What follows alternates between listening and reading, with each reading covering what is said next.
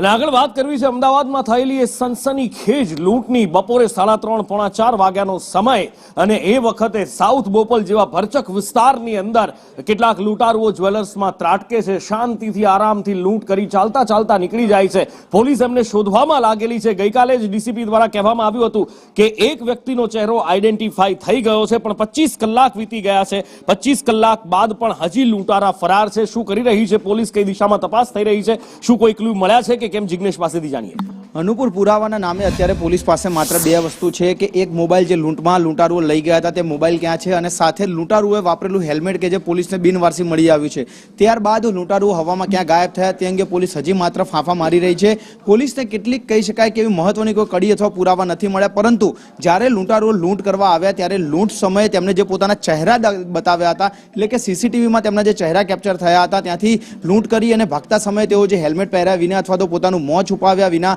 જે ભાગી રહ્યા હતા તે સમયના કેટલાક ફોટોગ્રાફ પોલીસને મળ્યા છે, જેને લઈ પોલીસે આ લૂંટારો ક્યાંથી આવ્યા હતા, કઈ દિશામાંથી આવ્યા હતા, છતાં અમદાવાદ અને સાથે ગુજરાતને જોડતે જે તમામ બોર્ડરો છે તે બોર્ડરો ઉપર જે લોકો છેલ્લા 24 કલાકથી વધુ સમયમાં પ્રવેશ્યા હતા તેમની માહિતી માંગવામાં આવી છે। એટલે કે પોલીસે હવે જે આખી તપાસ છે તે ન માત્ર અમદાવાદ શહેર કે ગ્રામ્ય પૂરતી પરંતુ રાજ્યવ્યાપી નેટવર્ક ચલાવી અને તેમને શોધવા માટેની તજવીજ શરૂ કરી છે, પરંતુ હજી સુધી આરોપી કે 73 લાખના મુદ્દામાલમાંથી પોલીસને કંઈ પણ વસ્તુ શોધી લેવામાં સફળતા નથી મળી, અને તે જ વાત સાબિત કરે છે કે ગુનો બન્યા બાદ હંમેશા પોલીસ માત્ર આરોપીઓને પીછો કરતી હોય છે, પરંતુ આરોપીઓ ક્યારે પકડાય છે અને જ્યારે પકડાય છે ત્યારબાદ આની શું હકીકત સામે આવે છે તે જોવું મહત્વનું રહેશે।